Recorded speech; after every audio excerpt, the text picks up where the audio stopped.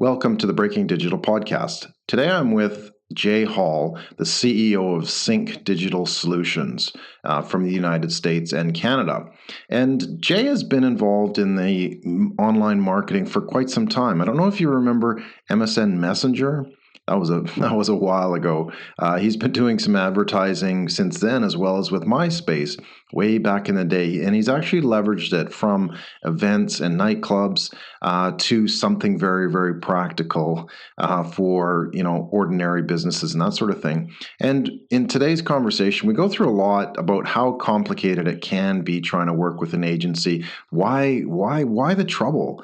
Why is it so hard, and how come the industry seem so kind of out of whack? And, is advertising maybe perhaps it's like politics? Perhaps that's the complexity that we're seeing. And we help you take a look at, what's the real expert? How can you actually define an expert in the field, and what you need to know to be able to make sure that you get that help that you need for a business and to grow your digital leadership. So coming up right away, Jay Hall, the CEO of Sync Digital Solutions. Overwhelmed with online, or just wanting to learn more about how you can build a successful business amidst all of the self-appointed gurus, big buzzwords and empty promises? The Breaking Digital podcast by Doyle Bueller tells you exactly what smart entrepreneurs need to know to escape the clutter, get clear of the confusion, and pass the bullshit of building and growing a successful business online. It's about digital leadership and delivering the best value for your business online to your audience. Now, here's your host and author of the book on digital leadership and online marketing, The Digital Delusion, Doyle Bueller. So welcome, Jay. How are you today? I'm excellent, Doyle. How are you? Yeah, doing fantastic. Thanks so much for joining me for the program. So, tell us a little bit about yourself, Jay. Okay, well, I'm what I affectionately call myself an accidental advertiser. Okay. I start out in event promotion, bar promotions, concerts, things of that nature, and I lived in a city where climate really dictated my success on a lot of occasions, because I would have outdoor events, and if it started to rain, which it quite often did, I would lose money. Almost every single time. That loss was in the form of my advertising spend, because I would spend on average in a given month anywhere from $10,000 to $30,000 a month on advertising. And I got really sick of losing money on rained out shows. So I discovered this novelty item called the internet one day, and MSN Messenger is where I started. And that goes back a long time, Jay. Thanks, Doyle. Thanks for saying that. So we started modestly enough. I had one MSN Messenger account, and we said that we knew everyone else had MSN Messenger. We're using it for personal reasons, so we said, add us on MSN Messenger for our events, and that grew to 28 MSN Messengers and 4 employees working pretty much around the clock. And my advertising went from, and we'll also incorporate MySpace into this equation. Wow. My advertising What's went MySpace? I know, right? What's this internet thing? Justin Timberlake owns MySpace now. Oh, okay. Funny. But so my advertising spend went from an estimate of anywhere from $10,000 to $30,000 a month, depending on my events, to under $1,000 a month, and I was getting better results. So that was fantastic. It was a great turn in my life. Excellent. Did you ever get snowed out of any events? You said rained out. Well, being in Winnipeg, you would think, but I don't think, if you're insane enough as a promoter to hold an outdoor event in the winter in Winnipeg, you deserve to probably lose some money. But yeah, so the advertising, it continued from there. I wasn't trying to be a digital marketer or an advertising professional, and eventually you get sick and tired of the late nights of the bar scene and working with diva artists that are coming in from out of town. And I just naturally went from having this database from my event coordination to other projects I was doing, and then people started asking me to do their marketing, and it just naturally evolved accidentally. Wow, that sounds pretty cool. But that sort of highlights the fact that, the marketing and advertising and I'm sure we'll get into the discussion later, but how that sort of all fits together and how there's been this evolution too as you got onto it. So that's Absolutely. fantastic. So where are you at now then in business wise? Well, now I own a marketing agency called Sync Digital Solutions, and up until we'll say April of this year, we exclusively worked with clients in the hospitality and hotels, nightclubs, things like that. But we did have some off hospitality brands we were working with, and a large percentage of my meetings ended with me saying, "Oh, I don't think we're a good fit." And that was really starting to get frustrating for me because I'm turning down business. And where I learned we would be a good fit is through a digital marketing course that we now offer, and it's a plain English course allowing people to take control of their website, their SEO, and their social media marketing, as well as various themes around those. And the course is 8 weeks, and now we work with small to large companies. And so what are you finding are sort of why do sort of people want to take training and not just sort of put a marketing program together, or are they the same? Well, there's no, they're very distinct businesses. So the businesses that want to take the training are they fall into three categories. One would be they just can't afford an agency. They're too small of an operation, and I would love to help out small businesses because I've always been a small business owner, and I didn't like walking away from those meetings without giving those people some sort of answer to the question of how do I survive in this modern marketing world. So that's the first type of people. The second type of business that use the training are those that have been burned actually by agencies and are they have fatigue for the whole agency process, and they just want to keep it in house because they want to have that extra level of control of having those they can just walk down the hallway to their employee and say post this, or we need this update up. So those are the three types of people. So it's the people that can't afford an agency, the people that are fatigued on agencies, or the people that just want more control. Oh, fantastic. So why do you feel that some businesses have gotten burned by agencies? What's your experience been? Well, it's funny. I saw a YouTube video years ago, and I can't find it again for the life of me. It was such a fantastic video, Doyle. You would die laughing. So they took Did it Mad Men. involve cats or Uh, no, no? Oh, well unfortunately, then it's not you it's would not think, right? internet worthy. What are you talking about? No, this is so. Oh, They okay. took real life Mad Men, the people from the big advertising boom in New York. Now they're much older and they're retired, and the people that made the video, they put a piece of paper in front of the madman and they said, "Here is an outline of the work that that needs to be done. Quote, based on what you know of advertising, how much you would charge for this particular work." And Okay. I think I know and where this is going, but yeah, they put $1 million price tags on this, and and then the person would give them a card that had how much a digital marketing agency would have to charge, and it was obviously peanuts compared.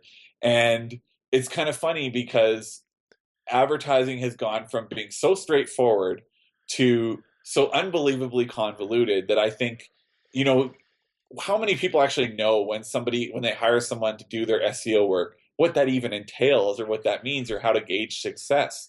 And it used to be you put out a TV ad, you put out a magazine ad, you put out a billboard or something to that effect, and that was advertising. Now advertising has interwoven with sales a lot more, and there's so many more avenues that you can use to advertise that quite frankly, businesses get completely confused. And so you've got agencies that are saying, "Oh no, just trust us. We know how to get you trust, ranking in the magical Google." word. Yeah. And then you've got customers that go, "Well, I have a Facebook profile. I could actually do this by myself if I wanted to." And Right? so you've got Yeah. Yeah. the complication the complication of the agency, you got the oversimplification of the customer, and what ends up happening is advertising becomes so much more like politics than it does advertising at the end of the day. So, Okay. So why is it so complicated?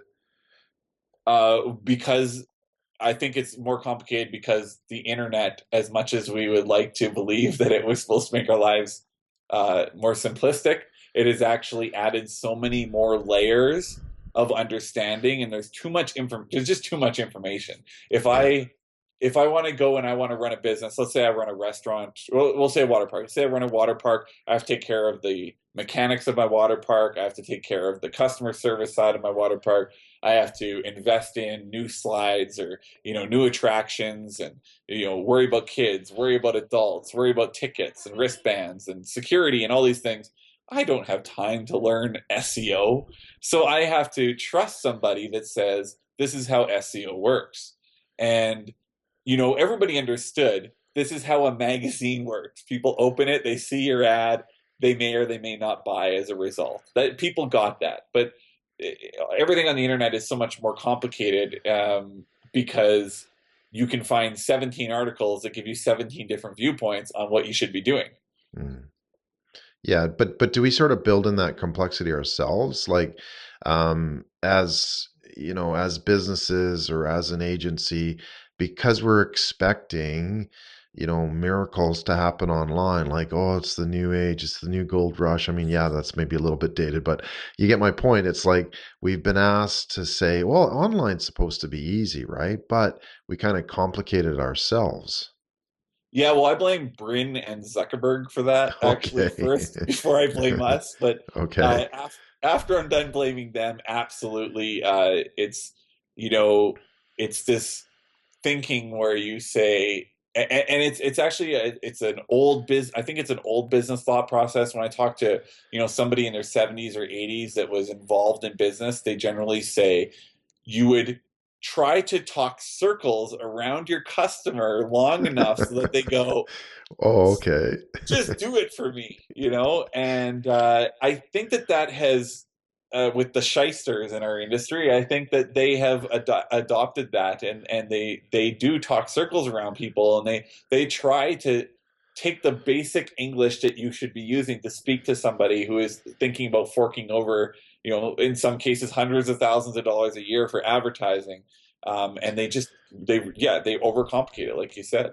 Yeah, no, for sure. So when you say that advertising is like politics, there's also been this stream that we've kind of, what's the word, democratized online. Are we talking the same thing here, Jay? Do we even know what democracy means? Well, what I mean by not that kind of politics, right? yeah, what I mean by that advertising is closer to politics now, it is that you have one side of the equation that has made things so complicated, the agencies and the plethora of options, and then you have the other side of the equation being the people who just want the results that they know rationally should be available to them. And it's the fundamental principles of government are to take care of your people and to do so in a way that you don't infringe on their rights and you don't turn them into victims. And advertising, and I think that we can all agree that government has failed in that regard in quite a few ways in our lifetime. I think are we on the same page there? Yeah. Yeah, A couple times. So advertising is kind of the same way. It's just they've thrown, like, back to this complication. They've made everything so much more we have made everything so much more complicated than it has to be to get that result for our people, our customers, our clients. So how do we go about simplifying it then? If you say it's too complicated, what's going to make it easier? What's going to bring about that change? Well, it's interesting because I don't know if you remember last summer, Google essentially overnight kicked off 30 million websites off of Google search results. Yes. And and they did that because they kind of looked at the web and said, man, this place is like the Wild West. Everybody's just shooting at everybody, drinking, trying to, Yeah. do crazy things. We need to add some sort of structure Sounds like a night out in Winnipeg. here. Oh, sorry. Did I say that out loud? No, that's totally justified. That's a accurate comment through and through. Uh, hence another reason why I wanted to get out of the nightlife business. Oh, okay, good. Yeah, good call. But yeah, so I think what has to happen is kind of like what has to happen with politics. With politics, we have to stop electing people that are popular or attractive or they say cute things, and we need to elect them because they're experts in a certain. They actually know what they're talking about, and you know a real expert when you see one because a real expert will sit down and explain things to you so that you understand them and you're able to make a decision based on that conversation because you understand the conversation when you get out of it. And I look at a lot of articles. I have clients all the time say, "Oh, I read this article. What do you think of this?" And they say, "I don't even understand what I just read." And I say, Yeah. you don't understand it because they don't want you to understand it." And it's the same. That's why I say it's like, again, why it's like politics. You need to have real conversations with people with real English, not trying to overcomplicate it, and you need to address individual businesses' needs. And I think that's another really big one. There's too many blanket solutions out there for digital marketing. Just be on Facebook and post twice a day and drop this much money into advertising. Well, that might work for a restaurant, but that's not going to work for a water park or a flooring company. So we need to be catering to solutions a lot more. So it sounds like I mean, we need some complexity, we need some depth, right? So that people understand it, to deliver the goods, but we also try to want to, and that can become a little bit complicated, right? But we also want to simplify it too, so it's easier to understand. And I love what you said, what's a real expert? It's somebody who sits down with you and helps you understand what it is that you really need to know. Like I absolutely love that.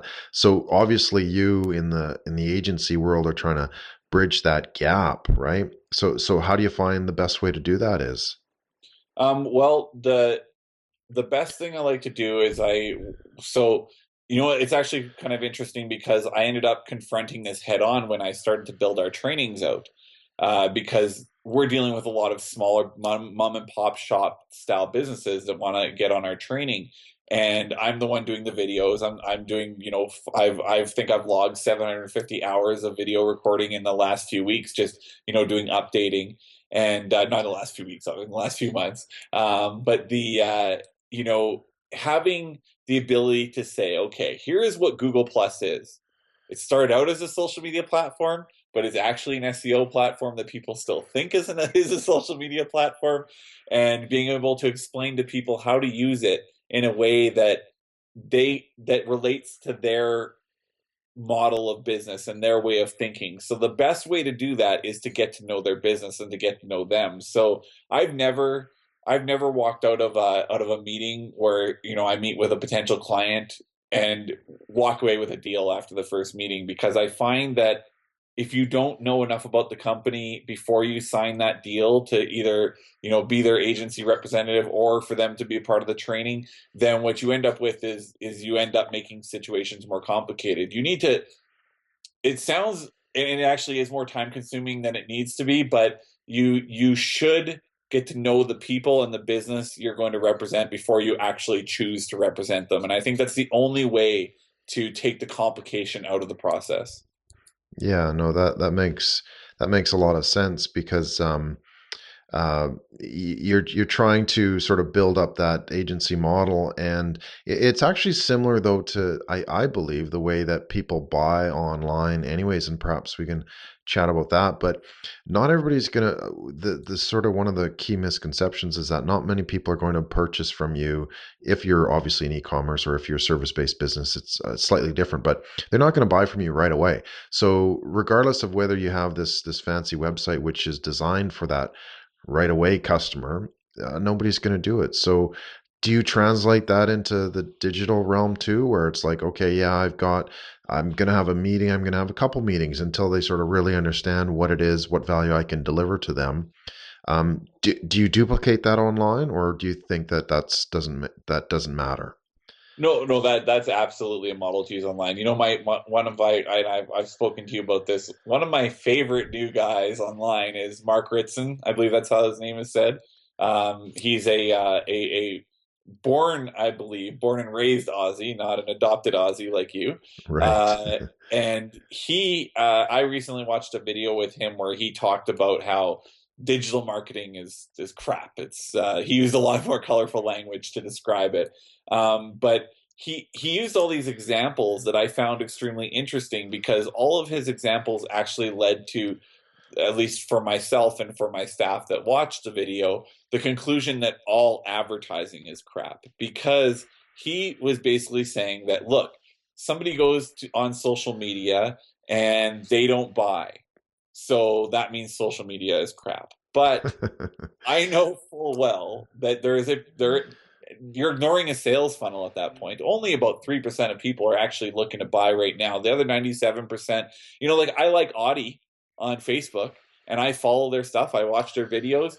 I don't own an Audi. Maybe one day I will. But right now I don't own an Audi, but I'm still a valid customer. Maybe not in Mark Ritson's eyes, but I'm still a valid customer because one day I'm going to need a new car and it will probably be an Audi, and that might be 5 years from now. But I am still a potential customer of Audi. So, you can't get that kind of connection with the customer through constantly doing radio ads because they get desensitized to the advertising. But if you're putting out great content on social media, you're building a relationship with a potential customer for the future. And that's absolutely how people should look at the internet. They should look at it as that, not that immediate gratification of the customer, but building a relationship so that when somebody does need an Audi, or when somebody does need to go to a water park, or when someone does need to go out and eat a more exotic food, they go, oh, you know what? That company, that they post a lot on Facebook and they post some pretty cool stuff. I'm going to try them out. That's what the internet is. But haven't you just complicated it then? Why? Also, No, I'm just kidding. Because you said that, this is going to take some time, right? You're not just going to click and buy, right? And again, I think that's the message that we agree on, is that it's not just click and buy. It's like you click on it, but there's a relationship in there. There's content, there's communication. So yeah, you can say marketing is crap and advertising is crap, but it kind of needs to lead you to that specific goal at the end. And the fact is not everybody's going to buy your crap right away. yeah, well, yeah. Let's hope you're not selling crap, but Yeah. and that's the one thing I do say at the beginning of my training. I say I can't make your product or service awesome, but if you have an awesome product or service, we can make it work for you. So it's kind of funny because you look at before the internet. I'll use an example. When I was, let's say, What? I There was was a 19, before the internet? When was there this? was. I can't. Was that like Would you around dinosaurs? I used to take the bus, when I was younger, and I would listen to the radio, I would watch TV, and the advertisements were all around me. It's not like this is a new concept where you needed people to see your advertising constantly to be able to, believe that they need your product, right? There's that whole law of advertising, the seeing things, I believe it was 11 times for them to actually feel like they need your product, to go from what is this to I need this. But because of the internet, because of digital marketing, you're able to actually do that in a way that's more conversational. And that's why I think it's actually not more complicated. I know you're making a joke there, but I want to be very clear that I think it's not more complicated. I just think it's more personal now. Right. And that I like that. I didn't like putting flyers on cars when I was younger. I like the fact that somebody messages me. Like we started with a water park we work with. We started an 18 plus night for the first time in their history. They're over 30 years old. And people message all the time, say, "Oh, I had such a great time. Here's my pictures." And they're really into it, and you get to have a conversation with people, and I like that. I think that that's an awesome byproduct of the internet. That as much as people are down with their heads down looking at their phones, there's still a social connection now there is now a social connection between brands and people, which is Yeah. fantastic. They're able to respond, and they're able to sort of build that rapport with you and your business. Exactly. But back to the concept of, I think this is a huge misconception for a lot of businesses, that they expect people And you can see it because of the way sites are structured and the way their content is structured, is that they expect people to buy from them right away. So they kind of miss that, like you're talking about the Audi example, like they miss that customer that's not necessarily able to buy or wanting to buy, or for whatever reason, they're not going to do it right away. But if you sort of miss those connection points, you're going to miss the sale when it eventually happens, right? And I think that's why businesses need to go in here for the long term. Yeah, it's another thing I say to clients and to students taking the course is you have to look at the internet as long term. If you're looking to sell your business in 18 months, yeah, good luck. Yeah, exactly. But if you your mom might buy it, but yeah, exactly. Not even your mom, probably. Okay, your grandma, but, yeah. Yeah, but you have to look at an online customer. I'll use this example. How long have you had Facebook for, Doyle? I think it was like 2005, 2006. Yeah, right around there. Okay, so you've had Facebook for a while. I guarantee that when business pages started on Facebook, you liked a lot more pages indiscriminately than you do today. Yes, definitely. Yeah. And as people have gone along for this ride of digital marketing, I think that everybody's that way. They're more protective over their likes. A like actually means something now. I remember I used to just, somebody would ask me to like something. I'm like, sure, why not? Might as well. What is this going to hurt to have 7,000 businesses advertising me at once? Now I follow only a handful of businesses because I'm more protective, and that's not because I'm a digital marketer. That's because I'm a person and I have so much information flying at me. My sister is the same way. We hold customer surveys all the time, polls online all the time, and that's the same thing we hear from people that a couple of years ago they went and did a mass unliking of pages, and they just interact with brands and they follow brands that they actually enjoy and may buy something from at one point. Yeah, no, fascinating stories. Going back a little bit, Jay, just trying to sort of recollect some of the thoughts. Were you involved in the Obama campaign for social media? I was actually involved with the Obama campaign on a few different planes of existence, we'll say. The original 2008 campaign, it was, yeah. Okay. And do you, just sort of taking from that experience, do you see sort of that same level of social media usage today? Or has it kind of leveled off, or did it peak back then? Well, what's funny is the Obama campaign actually scared the living daylights out of me when I realized what social media was turning into for a person-to-person connection, not brand-to-person. So this is a little bit of a different conversation. But I made a Facebook profile when I was down in the States working on the campaign that was just for people that I had met along the way. So it quickly maxed out at 5,000 people, and it was all like-minded people that I'd met at rallies, that worked for the Obama campaign, people that had met the president, Michelle, Bill Clinton, and everybody was so filled with hope and excited. Everybody was, oh man, the world's going to change today. And I would say it took about 2 months. I was back in Canada, and I was logged into that profile, and I started to see all these people immediately flipping a switch and saying, I can't believe we did this to ourselves. So Obama's terrible. Obama's the Antichrist. He starts ISIS. He does all these things. And it scared the living daylights out of me, because I realized what was happening is they were getting a video put in front of them made by somebody that has, is very fantastic with their video editing, that isn't necessarily supported by any kind of facts. They're watching them, and it was immediately making them switch their opinions. And I sat back and I said, that is the scariest thing I've witnessed in my life, is the fact that a simple video online can change someone's perspective. I once had a friend that stopped going to church because Da Vinci Code convinced her that religion was flawed. And it's that and that she was the only person. I used to make fun of her because that was the only person I could think of that would ever change their viewpoints for a movie. But then social media hit, and one video can change someone's opinion so greatly. And I think this social media consumption is on the rise since the Obama campaign, the first Obama campaign. To answer your question, But I think the personal to personal connections, we're going to see a burnout come in the next, I would say, probably by the end of 2017, where people are going to realize the information they're sharing might actually be damaging, and they need to pull back a bit, and they need to kind of like they did with the liking of the page.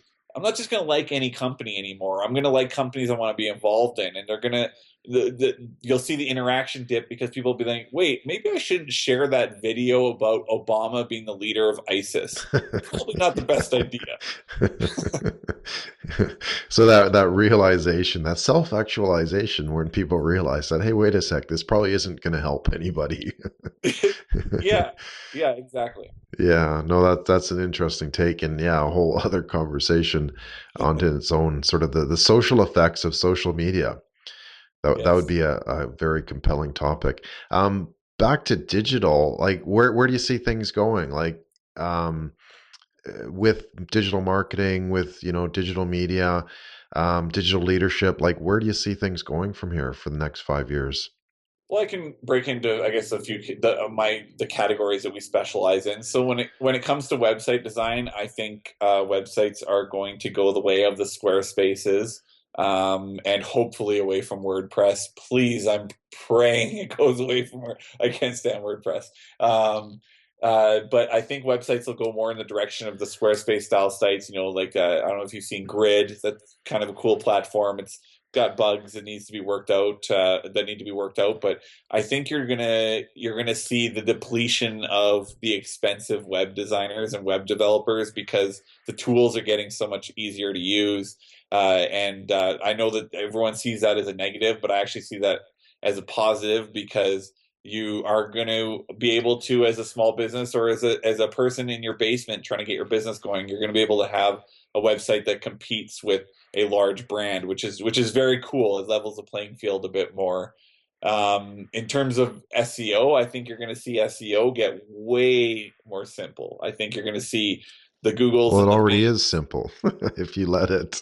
Well, yeah, but all the backlinking and the guest posting and all these things, your link juice, and it just there's so many areas of SEO that haven't caught up with where it could be today, and I think it's going to be a matter of if you're a credible business, you will be credible in Google's eyes, and you won't have to jump through all these hoops and go, well, is this white hat or is it black? Well, we'll call it gray hat for today. Yeah. So I think a lot of that'll disappear. And in social media, augmented, virtual, and artificial intelligence, I think that those are going to lead us down a path where we are going to have fully customized experiences, and we're not going to have to deal with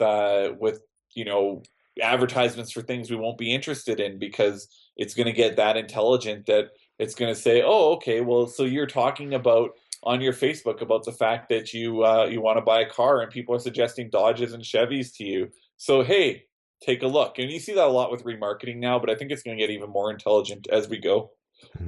No, fascinating. And what would you recommend sort of businesses do as sort of what's the biggest thing they could do to sort of help themselves out with digital? I would say the biggest thing is that you have a business to run, and you can't really, you probably can't take the digital on yourself unless unless you have the time to invest in the training. The best thing to do would be to, if you have to work with people in digital, do not make the classic dumb smart person mistake, and that is, oh, my receptionist has a nephew that knows how to use the internet. Yeah. Work with people that you have a good rapport with. Don't just, like I said before, don't just jump on the first agency that you get a LinkedIn message from. Work with people that you have a good rapport with and that understand your business, and that'll go a long way to being able to see success in digital marketing. Oh, fantastic. Cool. Well, thanks, Jay. I'm gonna wrap up pretty quickly. Sure. Brilliant discussions. How do people find you online? How do people find you online? Well, the best way to find me personally, I think, is LinkedIn. JayHall, Jay Hall on LinkedIn. I think I'm the only one from what I can tell, so you should be able to find me pretty easily. I'm the handsome bald fellow that'll come up in your search results. Handsome bald fellow. Yeah. Sounds like a character from Harry Potter. Harry Potter. Well, actually, you know what? You know what's sad, Doyle? I have never seen a Harry Potter movie. Oh, okay. Well, I saw a couple, but I had no idea how to comprehend it, so It's on the list. Yeah, cool. If you want to find my business and find out more about my business, it is Sync, SYNCDS.agency.